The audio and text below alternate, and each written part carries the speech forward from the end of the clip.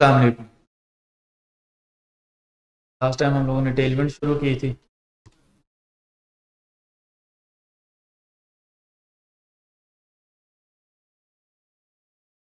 टेलमेंट का हम लोगों ने लास्ट टाइम सीडीएन वाला जो पार्ट था कि हम लोग लिंक लगाकर टेलमेंट को अपनी वेबसाइट में कैसे इंस्टॉल कर सकते हैं और उसके अंदर थोड़ी बहुत जो कस्टमाइजेशन हम लोगों ने करके देखी। अब हम लोग जब ये कर रहे थे तो इसमें एक एरर आ रहा था। वो एरर नोड जेएस के वेरिएंट की वजह से था क्योंकि मेरे पास फुल इंस्टॉल टर्मिनल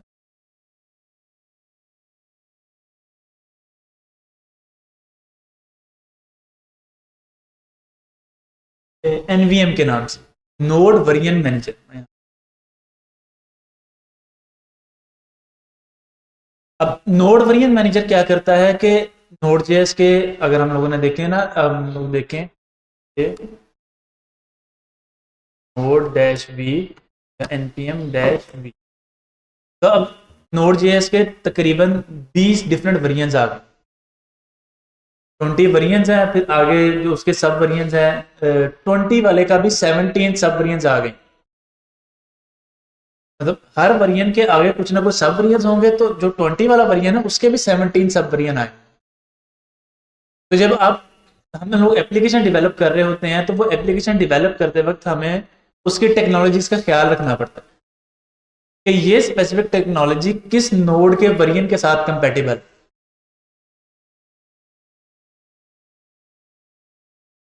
जैसे does react 19 on node 6।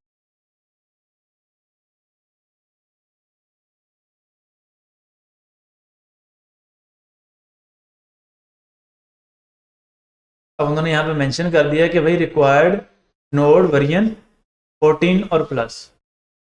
React supported variant कौन से हैं? 15.5 से अबव। इसका मतलब है कि अगर मेरे पास कोई रिएक्ट लेटेस्ट चल रही है तो मुझे इससे अबव वेरिएंट रखना है, लेकिन अगर रिएक्ट ओल्डर चल रही है तो मुझे पुराना वेरिएंट भी इंस्टॉल करना पड़ सकता है। तो जब हम लोग डिफरेंट डिफरेंट एप्लीकेशंस पे काम कर रहे होते हैं फिर हमें डिफरेंट डिफरेंट वेरिएंट्स की जरूरत पड़ती है। अब नोड.जेएस हम लोगों ने कैसे इंस्टॉल किया था कि एनपीएम की वेबसाइट पर गए थे, डाउनलोड किया था और डबल क्लिक करके फिर नेक्स्ट नेक्स्ट करके इंस्टॉल कर लिया था। अब मैं बार बार उस लंबे चौड़े प्रोसेस से, उस खिचखिच से बचने के लिए एनवीएम करके एक टूल आता है डेवलपर्स के लिए। हम इसके साथ कमांड चलाते हैं, जैसे npm इंस्टॉल टेलमेंट चलाई थी, इसी तरह nvm इंस्टॉल npm का वेरिएंट बता देते हैं तो वो वेरिएंट इंस्टॉल करते हैं, ऑटोमेटिकली डाउनलोड करेगा और वो वेरिएंट इंस्टॉल कर देगा। फिर अगर मुझे दोबारा से लेटेस्ट पे आना है तो मैं कमांड चलाऊंगा npm की, तो वो लेटेस्ट पे ले आए। मेरे पास जो एरर आ रहा था वो इस वजह से आ रहा था कि मेरे पास नोड जेएस का वेरिएंट जो था वो कंपेटेबल नहीं था। अच्छा, अब मैंने जो नॉर्मल नोड जेएस है वो इंस्टॉल किया, मतलब वही है क्योंकि इस वक्त लेटेस्ट जो है देखें तो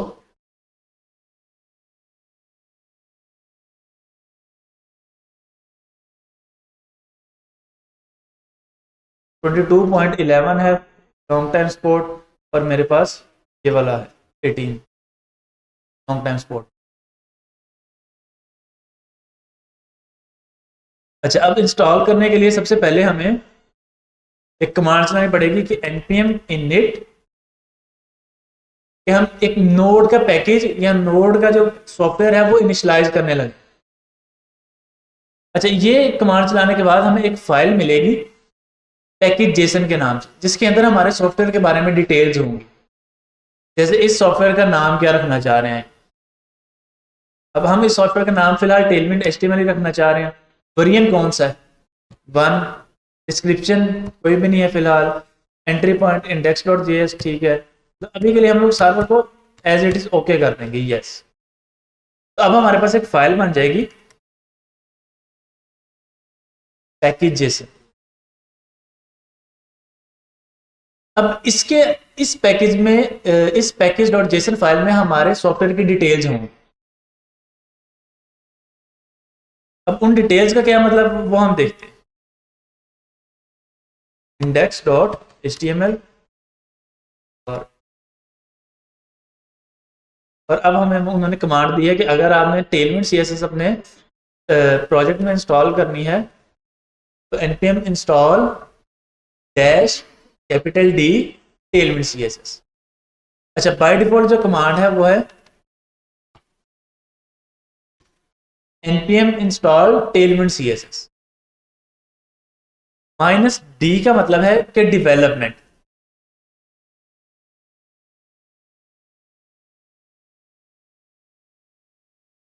हम लोगों ने जब टेलमेंट शुरू की थी तो टेलमेंट की इंट्रोडक्शन में हमने पढ़ा था कि टेलमेंट आती है जस्ट इन टाइम कंपाइलर के साथ।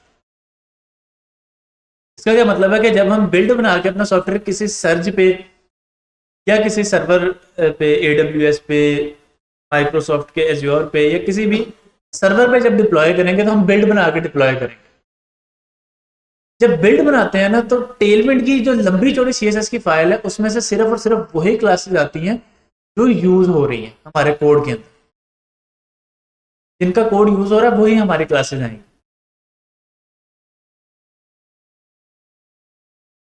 तो जब हमारी टेलविंड से वो क्लासेस आगे एक CSS की फाइल बन गई और वो CSS की फाइल अपलोड हो रही है तो मुझे बाकी टेलविंड और टेलविंड के साथ जो हमने 20-22 डिपेंडेंसीज देखी थी npm की वेबसाइट पे, वो अपनी वेबसाइट के सर्वर पे रखने की जरूरत नहीं। तो CSS फाइल तो बन गई, अब जितनी CSS है उस फाइल से आएगी।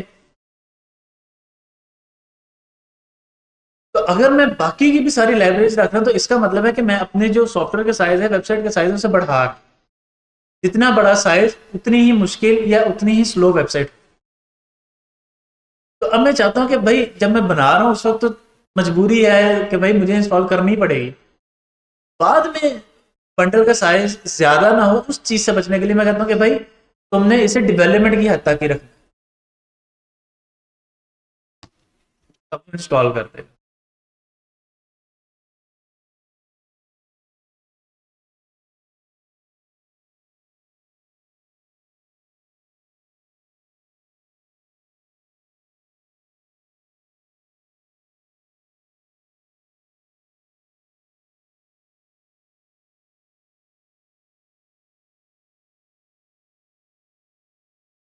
टेलविंड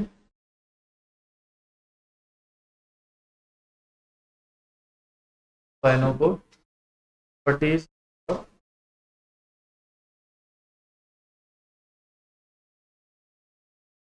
साइज कितना है इसका, 3 फाइल्स का 51 KB। तो लाइक जैसे हम लोगों ने पढ़ा ना कि भाई एक पिक्चर 3 MB की होती है, अगर 1024 KB हो तो 1 MB बनता है। इसका मतलब है कि ये 1 MB का लाइक 0.5% यानी 0.005% है, 1% से भी बहुत कम। और अगर हम इस सारे को नोड मॉड्यूल्स को भी इंक्लूड कर लें अब हमारे पास बनेगा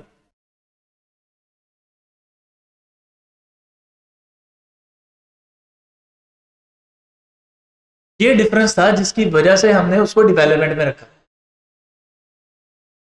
50 KB था, अगर वो 1000 टाइम इंक्रीज करता तो 5 MB बनना चाहिए था। तो 50 को अगर नहीं सॉरी 100 टाइम भी इंक्रीज करता तो 5 MB बनना चाहिए था। 50 मल्टीप्लाई 100 5000, तो वो हम सब तकरीबन 5 MB बन जाते हैं। ये कितना टाइम इंक्रीज कर गया।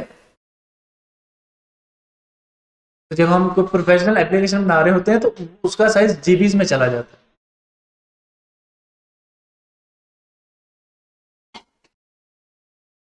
अच्छा, जब जीबीज में चला जाता है और 2-3 डेवलपर मिलके कोड कर रहे हैं, मैंने कुछ कोड किया और मैं उसको भेज रहा हूँ और वो क्या कोड कर रहा है वो मुझे भेज रहा है, ये प्रॉब्लम है कि भाई कैसे ये चीजें हम लोग मैनेज करेंगे। तो इसलिए हम नोड मॉड्यूल्स का फोल्डर डिलीट करके अगले बंदे को भेजते हैं। अब जब नोड मॉड्यूल्स का फोल्डर डिलीट कर दिया तो सर उसे कैसे पता चलेगा कि हमने कौन सी लाइब्रेरी डाउनलोड की थी या इंस्टॉल की थी। तो ये ऑटोमेटिकली पैकेज जेसन में आ गई। डेव डिपेंडेंसी इंस्टॉल की, भाई डेवलपमेंट की हद तक ये इस्तेमाल होगी और कौन सी की है, टेलमेंट सी एस, साथ में उसने उसका वेरिएंट नंबर भी बता। अब अगर मैं नोड मॉड्यूल्स डिलीट कर देता हूं,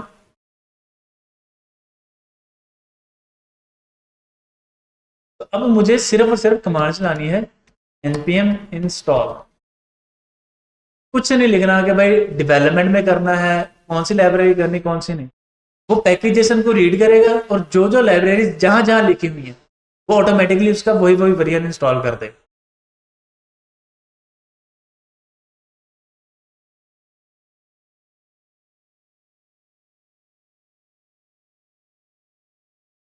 अच्छा, फिर हमारे पास एक फाइल है पैकेज लॉग डॉट जेसन।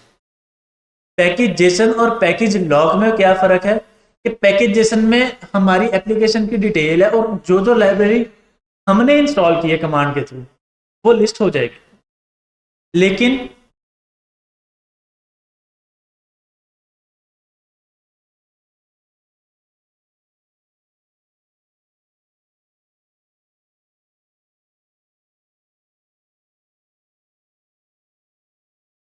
अब इसकी आगे 22 डिपेंडेंसीज है, 19 डेवलपमेंट डिपेंडेंसी, यानी कि तकरीबन हो गई 40 के करीब, 41 बनती है, 41 डिपेंडेंसीज है। तो अब इन 41 डिपेंडेंसीज का जहां पे रिकॉर्ड है वो पैकेज लॉग है, पैकेज में लाइब्रेरी का, और उसकी आगे जितनी भी डिपेंडेंसीज हैं वो पैकेज लॉग डॉट जेसन।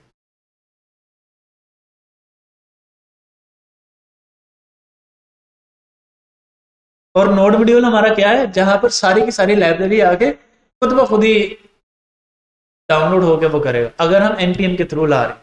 अगर हम खुद कर रहे हैं तो फिर तो हमारी अपनी मर्जी, जहां मर्जी उसको ला के रख लें या पेस्ट कर।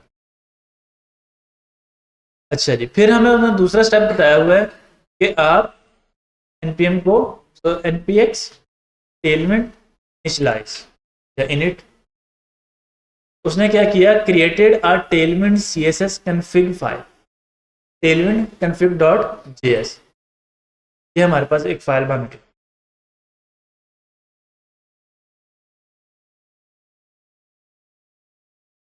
अच्छा, अब इस फाइल में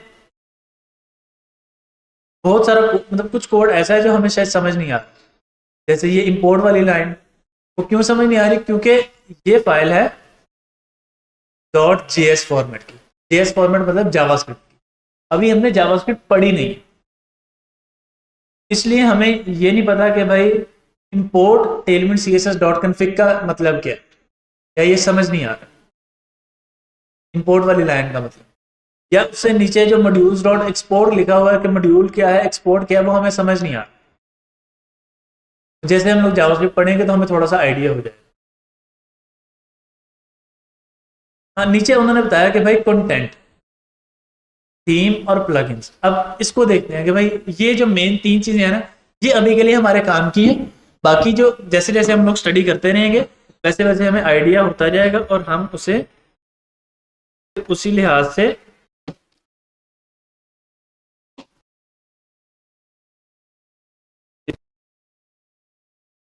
अच्छा, कंटेंट का मतलब है कि हमारी किस किस फाइल के ऊपर टेलमेंट अप्लाई हो,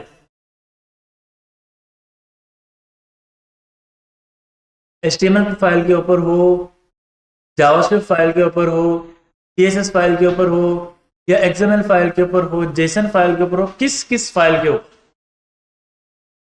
अब क्योंकि यहां पर बहुत सारी डिफरेंट फाइल्स बनेंगी, एचटीएमएल की भी, सीएसएस की भी, पैकेज जेसन की भी, एंड सो ऑन। तो अब हमें उसको बताना है कि भाई आपने किस किस स्पेसिफिक फाइल के ऊपर अप्लाई है।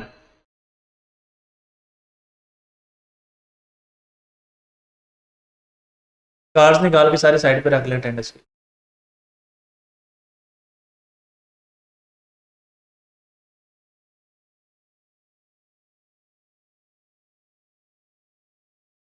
अच्छा, अब ये वाली लाइन बाय डिफॉल्ट हमें दी थी टेलमेंट वाला ने, तो मैंने कॉपी पेस्ट कर दी। अब इसे समझते हैं।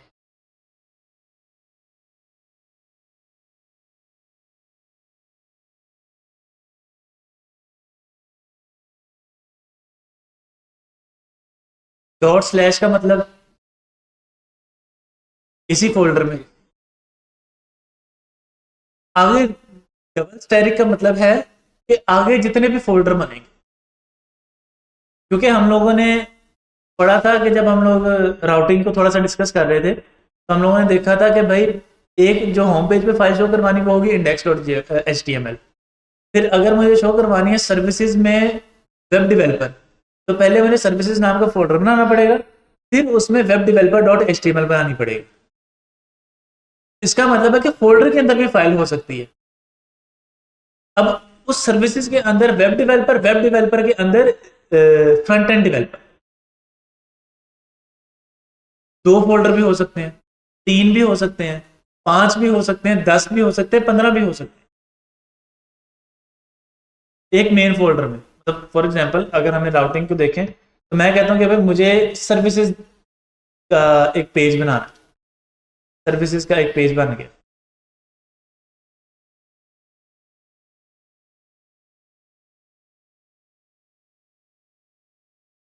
फोल्डर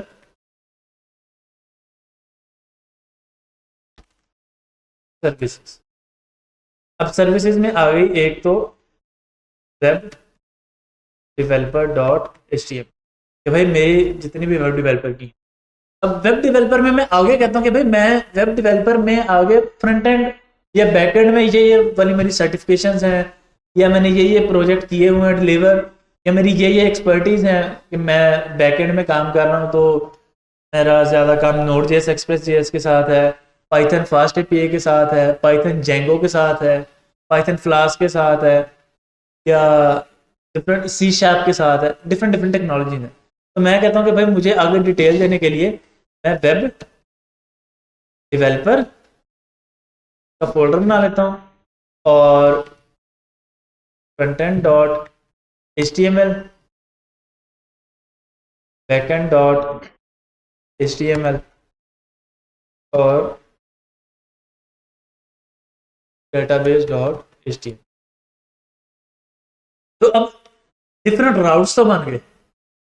अब अगर मैं वहां पे लिख देता कि भाई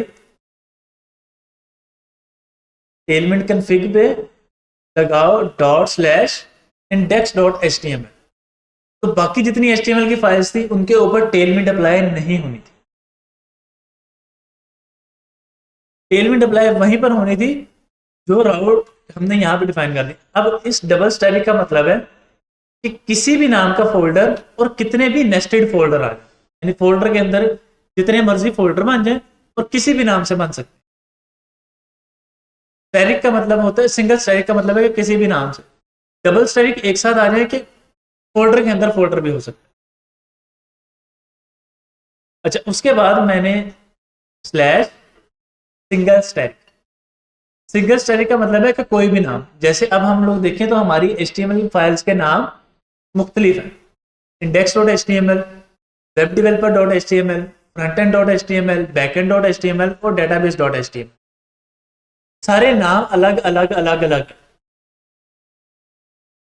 तो या तो मुझे पहले वो लिस्ट बना के यहाँ पे लिखनी पड़नी थी कि भाई dot slash index dot H T M L dot slash ये डॉट स्लैश वो। मैं चाहता हूँ कि भाई मैं एक ही लाइन में सारा कर दूं, तो वो एक लाइन में करने के लिए मुझे स्टैटिक का मिले कि भाई कोई भी नाम आ जाए HTML की फाइल, अगर उसकी एक्सटेंशन यानी डॉट और उसके बाद अगर जो भी कर्ली ब्रेसेस में लिखा है वो है उसकी एक्सटेंशन, अगर उसकी एक्सटेंशन HTML या जावास्क्रिप्ट है, कोई भी फाइल किसी भी नाम से आ जाए किसी भी फोल्डर के अंदर आ जाए के ऊपर टेलमेंट अप्लाई कर दो। अब हम लोग देख लेते हैं कि भाई टेलमेंट अप्लाई हो रही है नहीं हो रही। अच्छा, टेलमेंट अप्लाई करने से पहले मैं और तो यहाँ पे कुछ नहीं करता, तो थीम और उसको बाद में देख लेते हैं। एक उन्होंने कहा कि भाई आप एक फाइल बनाओ input dot C S S की। ठीक है जी, अब हम फाइल बना लेते हैं सी एस एस, जैसे नॉर्मल बनाते हैं सी एस एस बना लिया, तो हम लोगों ने फाइल बना ली input dot C S S.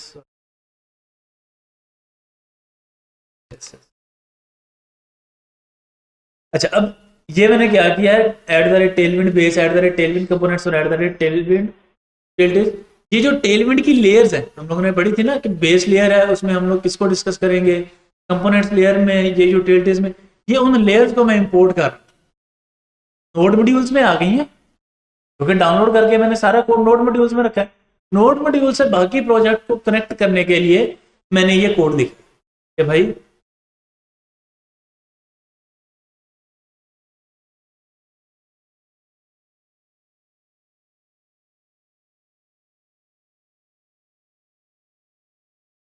अब इस कमांड को मैं थोड़ा समझ, npx tailwind css, ये क्या करेगा कि टेलविंड सीएसएस को रन टाइम पे कंपाइल करके सीएसएस बना के दे, सीएसएस की फाइल हमें जनरेट करके दे और रन टाइम पे बिल्ड बनाता जाएगा। अब वो बिल्ड बनाते वक्त वो कह रहा है कि भाई इनपुट फाइल, ये जो आई लिखा हुआ है इसका मतलब है कि इनपुट फाइल कहां पर पड़ी है, हमारी इनपुट फाइल कहां पर पड़ी है, टेलविंड एचटीएमएल का फोल्डर है, उसके अंदर सीएसएस का फोल्डर, उसके अंदर इनपुट डॉट सीएसएस। उन्होंने कहा है कि टेलविंड एचटीएमएल का फोल्डर जहां पे हमारा टर्मिनल है इस वक्त, लेकिन उसके अंदर सोर्स का फोल्डर हमने किसका फोल्डर बनाया है, सीएसएस का। तो मैं इसको चेंज कर रहा हूं कैपिटल सीएसएस। और आउटपुट आपको किस फाइल नेम में चाहिए, तो अगर आपने आउटपुट चाहिए तो वो आउटपुट भी मैं कहता हूं भाई इसी सीएसएस में आए, सोर्स में ना आए, क्योंकि मैंने सोर्स नाम का फोल्डर बनाया ही नहीं है। और आउटपुट आए output dot C S S में, अबूरा डॉट सी एस एस में, style dot C S S में, Naveed dot C S S में, Ahmad dot C S S में, Waseem dot C S S में, किस नाम से वो फाइल बने। तो अभी के लिए चूंकि output dot C S S, फिर उसके बाद एक हम लोगों ने पैरामीटर पास किया है माइनस माइनस वाच। इसका मतलब है कि जैसे जैसे मेरी एचटीएमएल फाइल्स में चेंज होता रहे, मैं कोई नई क्लास ऐड करता रहूं, आपने साथ साथ कंपाइल करते जाना कोड को। अगर मैं वॉच नहीं लगाऊंगा तो मुझे हर एक क्लास चेंज करने के बाद पहले ये कमांड चलानी पड़ेगी, सीएसएस फाइल बनेगी, फिर मेरे क्रोम पे रिफ्लेक्ट हो। अभी के लिए मैं इस कमांड को ओके करता हूं और अब हम लोग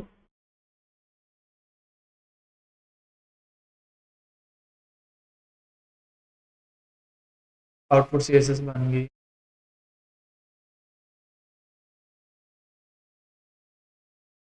बॉडी एच तो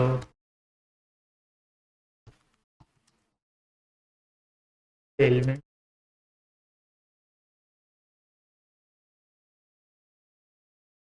अच्छा जी, तो है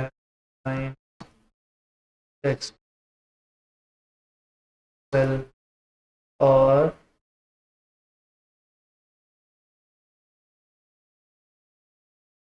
सेव कर दिया। जैसे मैंने सेव किया लगा के done, rebuild, done, rebuild, done, rebuild, जैसे जैसे फाइल चेंज होती जा रही है, सेव होती जा रही है, वो रीबिल्ड करता जा रहा है। रीबिल्ड का क्या मतलब है कि इनपुट सीएसएस में से या टेलविंड की जितनी भी सीएसएस की फाइल्स हैं उसमें से आउटपुट सीएसएस बनाता जा रहा है।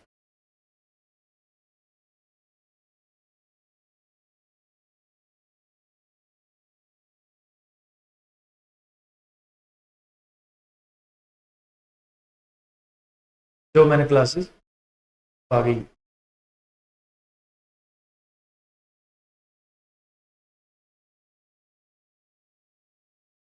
अब हम डेस्कटॉप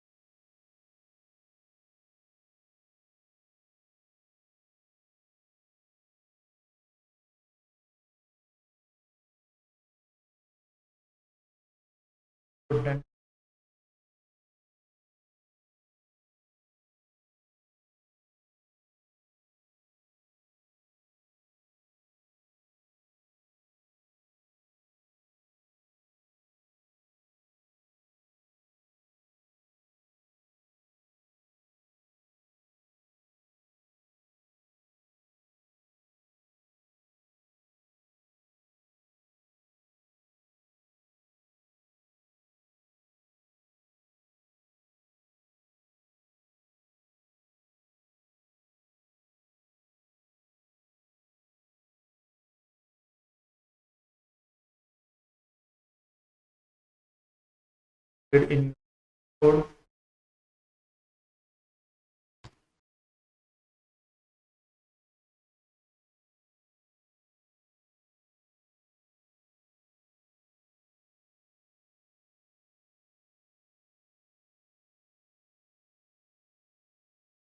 ओके।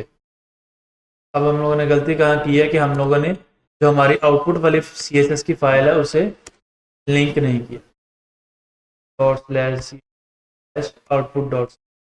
अच्छा, अब लिंक कौन सी करनी है? Output dot C S S. क्यों? क्योंकि उसके अंदर हमारी सारी CSS जनरेट होके आ रही है। और इसे सेव किया और हेलो टेलविन डॉट सी। अब अगर हम लोग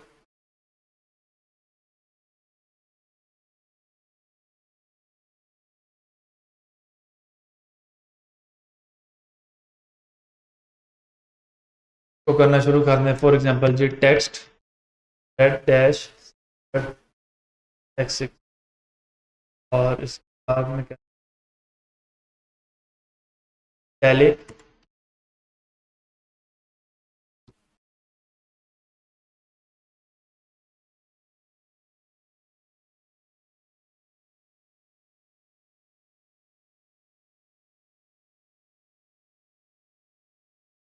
लाइन ऑफसेट डेट फ्रंट लाइन बढ़ जाएगा।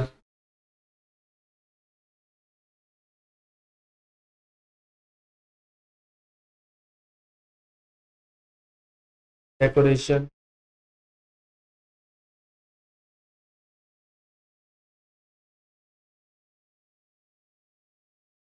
का कलर येलो हो गया। अब मैं जो जो क्लासेस टेलविन की अप्लाई करता जाऊंगा वो स्टाइल अप्लाई होता जाए।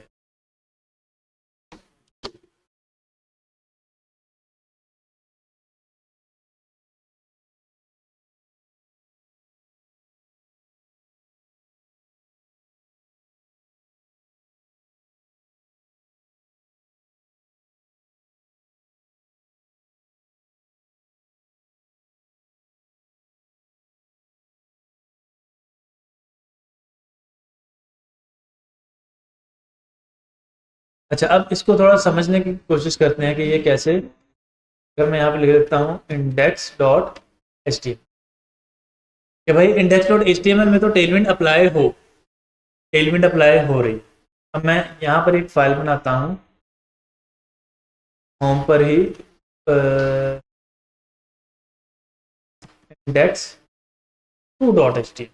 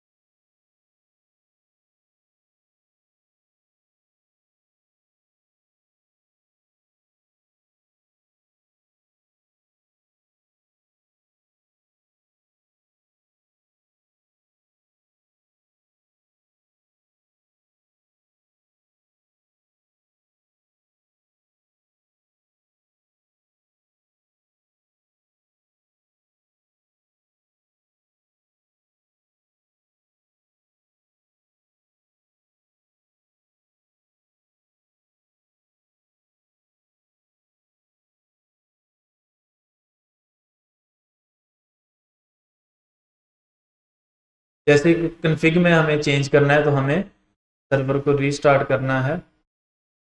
अब अगर मैं यहाँ पे अप्लाई कर रहा हूँ टेलविन की कोई भी क्लास, तो वो अप्लाई नहीं होगी। डॉट पहले इसलिए होगी थी क्योंकि जब भी हम लोग टेलमेंट को सॉरी टेलमेंट कन्फिग के अंदर कंटेंट को चेंज करेंगे, कन्फिग की कोई भी फाइल को चेंज करते हैं, तो हमें जो कंपाइलेशन वाली कमांड है वो बंद करके दोबारा से रन करनी पड़ेगी, वॉच वाली कमांड। अब अगर मैं इसको दोबारा से, अब इसका मतलब है कि जितनी भी टेलमेंट सी एस एस की फाइल, सॉरी HTML की फाइल है, सब पे टेलमेंट अप्लाई कर। लेकिन अगर मैं इस पेज को रिफ्रेश कर रहा हूँ तो कलर ब्लू हो गया। मैं देख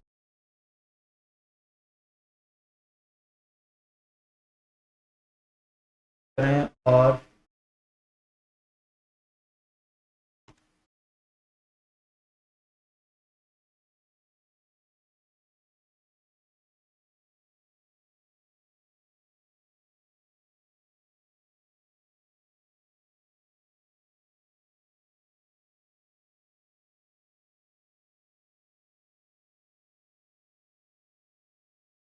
तो क्या एरर आया था?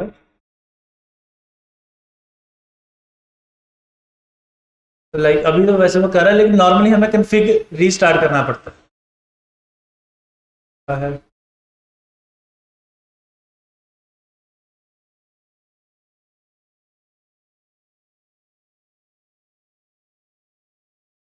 अब अगर मुझे टेलमेंट के अंदर ही इसी के अंदर आगे लेके चलना है, तो एक और तरीका ये है कि भाई मैं यहाँ पे dot slash index two dot H T. तो अब index dot H T M L और इंडेक्स टू में होगा, अगर मैं इंडेक्स थ्री बना लेता हूँ उस पर नहीं होगा। तो अगर मैं चाहता हूँ कि सारी एच टी एम एल पे हो, तो फिर मुझे स्टैटिक वाला लगा।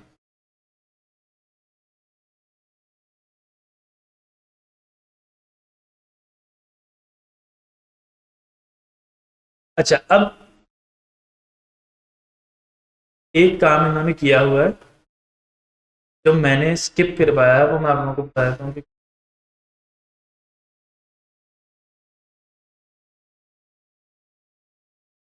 अगर हम लोग इस हाईलाइटेड कोड को देखें ना, तो इस हाईलाइटेड कोड में उन्होंने कहा है कि सोर्स के फोल्डर के अंदर जितनी भी HTML और जावास्क्रिप्ट की फाइल,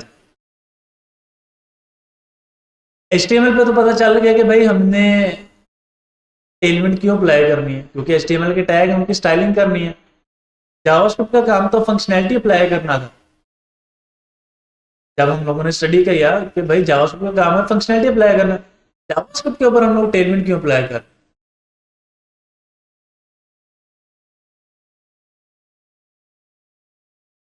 एक तो इसकी वजह यह है कि वो लिंक है, लेकिन हम लोगों ने यहाँ पे लिंक खत्म करके देखा है HTML का, वो फिर भी चल रही है। तो जावास्क्रिप्ट मैंने कहीं भी नहीं मेंशन किया, फिर भी चल रही।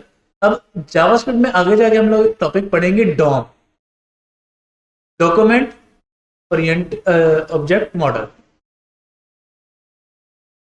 Dom manipulation.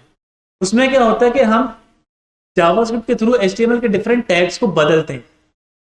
फॉर एग्जांपल मैं आप लोगों को एक दो एग्जांपल्स दिखा देता हूं ताकि आप लोगों को आइडिया हो जाए कि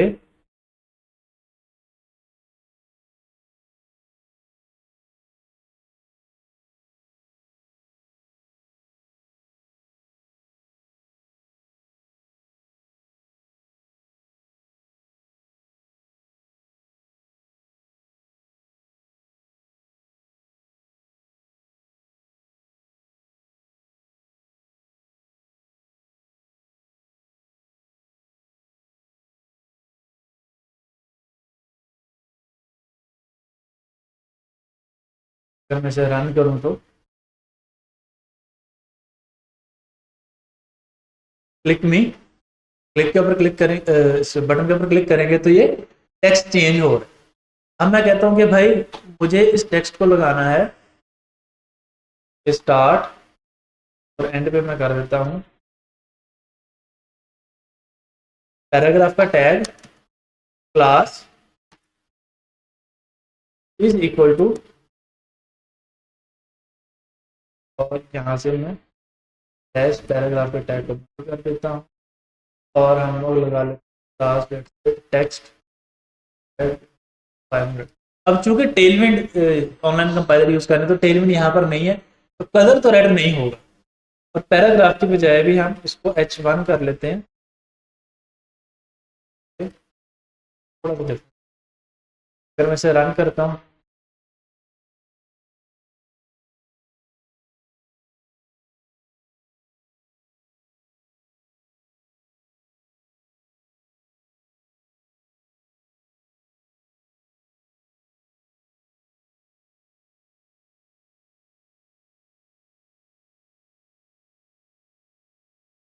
मैं दोबारा करता हूँ,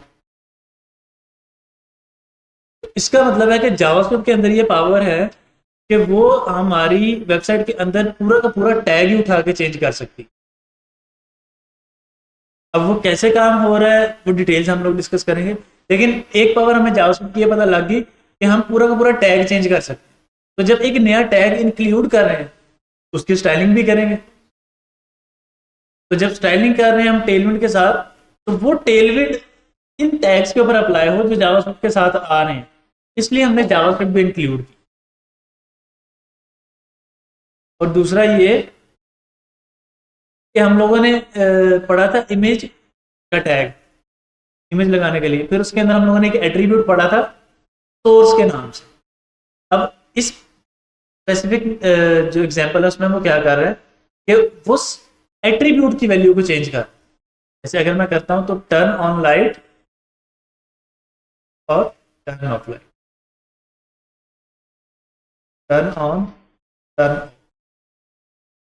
अच्छा जी, अब हम लोग इसको थोड़ा सा समझने की कोशिश करते हैं कि ऑन क्लिक तुम क्या करो कि भाई पिक बल्ब ऑन वाली पिक्चर लगा दो। जब कौन से बटन पे क्लिक हो रहा है, टर्न ऑन द लाइट। और जब टर्न ऑफ पे क्लिक हो रहा है तो उसके ऑन क्लिक पे पिक बल्ब ऑफ वाली पिक्चर लगा। इसका मतलब है कि अब हमारे पास जावास्क्रिप्ट में दो पावर्स आ गई, एक कि हम पूरा का पूरा टैग ही उठा के चेंज कर, दूसरा कि हम उस टैग में से एक स्पेसिफिक एट्रीब्यूट को चेंज कर सकें। जैसे यहां पर इन्होंने सोर्स का एट्रीब्यूट चेंज किया, अब इसी सोर्स की जगह मैं क्लास के एट्रीब्यूट को भी चेंज कर सकता हूँ। जब मैं क्लास के एट्रीब्यूट को चेंज कर रहा हूं तो उसमें टेलविंड की क्लासेस भी इंजेक्ट कर सकते, तो वो अप्लाई हो, इसलिए हम लोग जावास्क्रिप्ट में इंक्लूड करते हैं।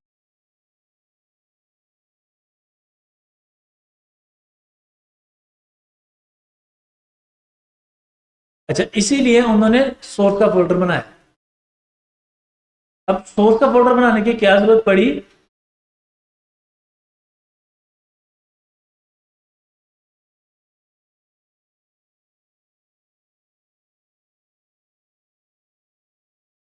कि अगर वो यहां पर लगा देते हैं कि भाई डॉट स्लैश जितने भी नेस्टेड फोल्डर हैं उसके अंदर जितनी भी HTML है और जितनी भी जावास्क्रिप्ट है, यहां से इस फोल्डर के अंदर जितनी भी जावास्क्रिप्ट है या जितनी भी HTML है उन सब के ऊपर ये कोड अप्लाई होना चाहिए। अभी यहां पर HTML लिखा है और अगर मैं कर देता हूं yes, इसका मतलब HTML और JS के ऊपर अप्लाई करो। मैं इसे सेव नहीं करूंगा क्योंकि वो एक एरर देगा, एरर देगा। अब एरर क्या है कि भाई जावास्क्रिप्ट के अंदर तो ये नोड मॉड्यूल सारा आ जाएगा, क्योंकि जितनी भी लाइब्रेरीज हैं वो या जावास्क्रिप्ट से बनी है या टाइपस्क्रिप्ट से बनी है, तो उसके अंदर तो ये सारी की सारी लाइब्रेरीज आ जाएंगी। इन लाइब्रेरीज के ऊपर टेलमेंट अप्लाई करना जरूरी नहीं है। तो इस चीज से बचने के लिए उसने क्या किया कि सोर्स के अंदर जितनी HTML और जावास्क्रिप्ट आ रही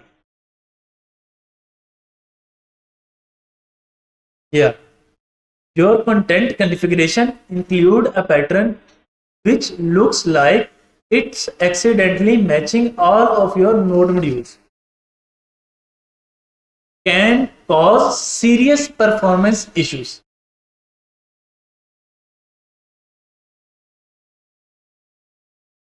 पैटर्न उन्होंने बता दिया, see our documentation for pattern recommendation, कि वो इस चीज से आपको क्यों बताना चाह रहा है ताकि नोड मॉड्यूल्स के ऊपर अप्लाई। मैंने इसलिए जावास्क्रिप्ट रिमूव की, इसलिए वो सोर्स का फोल्डर बना रहे हैं यहां पर भी और उसी सोर्स के अंदर CSS भी रख।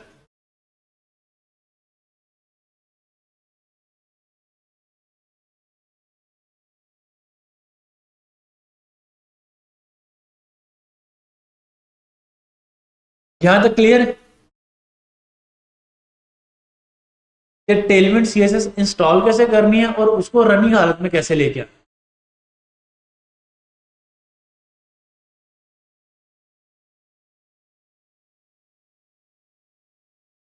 अच्छा, अब इसी का आगे सेकंड पार्ट आ गया थीम। थीम, उसके आगे एक्सटेंड वो हम लोगों ने कल कर लास्ट टाइम किया था, कलर्स ऐड कर लिए थे, स्क्रीन के साइजेस डिफरेंट चेंज करके देख लिए थे, तो वो थीम के साथ हो रहा है।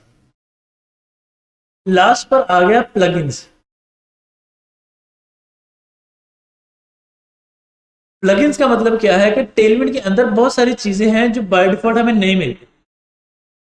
जैसे टेलविंड में एनिमेशंस का सपोर्ट उतना अच्छा नहीं है। टेलविंड्स में एनिमेशन का सपोर्ट है, लेकिन अगर मैं यहाँ पे सर्च करूं तो हमें animate, animate spin, animate ping, pulse, bounce और बस यही 5-6 क्लासेस मिलती है। मल्टीपल मतलब ज्यादा हमें सपोर्ट नहीं मिल रही है। तो अब अगर हमें टेलविंड के अंदर क्लासेस लगानी है, Tailwind animate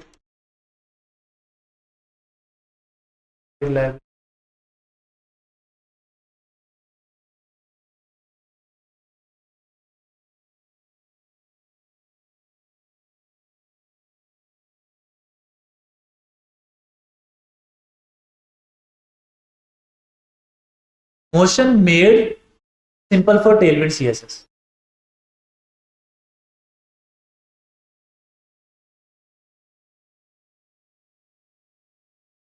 npm install dash development Tailwind CSS motion, और फिर उसको प्लगइन में ऐड करना है। क्यों? क्योंकि ये टेलविंड को एक्सटेंड कर रही है।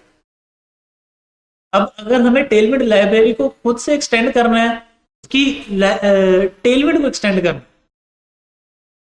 तो वो थीम में एक्सटेंड होगा। लेकिन अगर कोई लाइब्रेरी पूरी की पूरी टेलविंड में कोई चीज ऐड कर रही है, तो वो उसके प्लगइन में जाएगी। अब ये लाइब्रेरी क्या काम कर रही है, डिफरेंट डिफरेंट चीजें वो हमें प्रोवाइड कर रही है, जैसे मॉडल,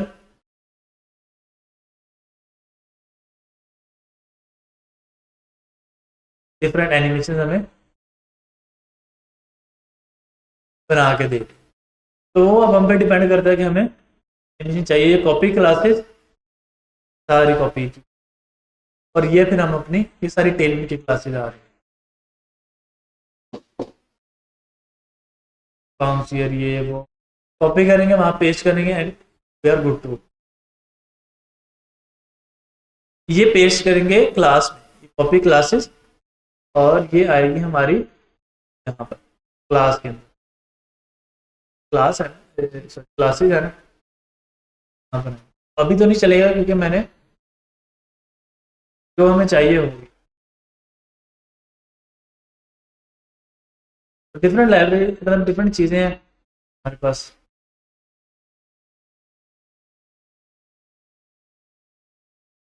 कि अगर हम लोग कस्टम एनिमेशन बनाना चाह रहे हैं, मैं कहता हूँ कि यार ये ठीक है, ओपेसिटी इसकी थोड़ी हाई हो जाए, या ओपेसिटी बढ़ने में थोड़ा टाइम लगे,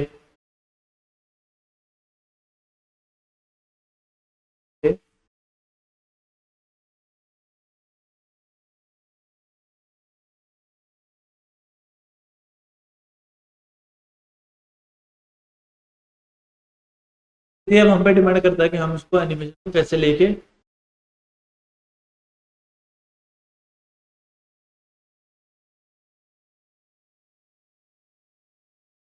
यहाँ तक क्लियर है कि टेलविंड हम लोग सीडीएन के साथ कैसे यूज कर रहे हैं, और जो लोकल में डाउनलोड करके एनपीएम पैकेजेस के साथ कैसे सॉल्व करें।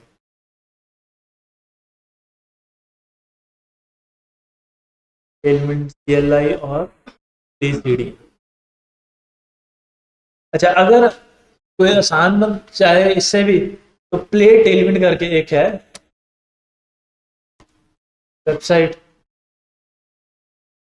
टेलविंड के लर्निंग के लिए। तो यहाँ पे आप क्लासेस अप्लाई करते जाओ, कोई सेटअप करने की जरूरत नहीं, ऑटोमेटिकली आपको दे देगा। जैसे फॉर एग्जांपल हम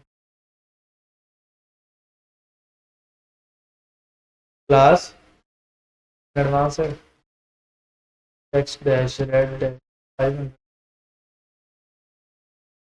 टेक्स्ट को रेड कर दिया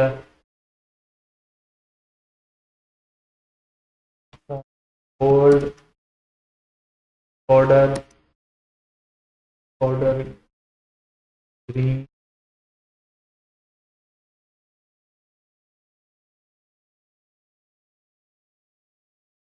और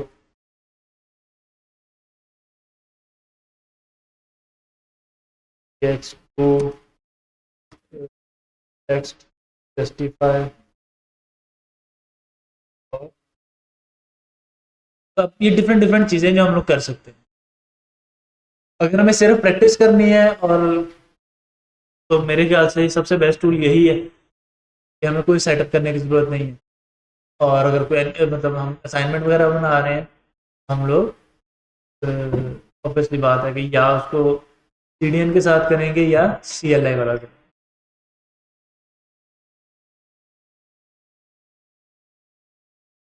mostly CLI use professional grade. अब CLI यूज करने के डिफरेंट रीजंस भी हैं और ऐसे है कि अब हम लोग आहिस्ता आहिस्ता क्योंकि HTML CSS के बाद हम लोग जावास्क्रिप्ट भी कल से इंशाल्लाह शुरू करेंगे और फिर उसके बाद रिएक्ट और नेक्स्ट जेएस पढ़ेंगे। तो नेक्स्ट जेएस का जब आप बना रहे होते हो ना पैकेज तो उसके अंदर बाय डिफॉल्ट ही इंस्टॉल आ जाती है टेल में डिज़ाइन सिस्टम स्टैंडर्ड बन गया टेल में। कॉन्फ़िगरेशन वगैरह करने की हमें कोई ज़रूरत नहीं, सिर्फ हम लोगों ने कमांड चलानी होती है npx create next app @latest और वो नेक्स्ट जेएस का पूरा प्रोजेक्ट बना देगा। उस पूरे प्रोजेक्ट के अंदर डिफरेंट फाइल्स जैसे हम लोगों ने पहले कमांड चलाई npm init की तो पैकेजेशन बनी, फिर कमांड चलाई टेलमेंट वाली तो वो बनी। जब नेक्स्ट जेएस इंस्टॉल करते हैं तो उसके अपने बड़े पैकेजेस होते हैं। क्यों होते हैं कैसे होते हैं वो जब हम लोग वहां तक पहुंचेंगे इंशाल्लाह फिर सारे करेंगे कि कौन सा पैकेज किस काम में आ रहा है। हाँ यहाँ तक क्लियर है।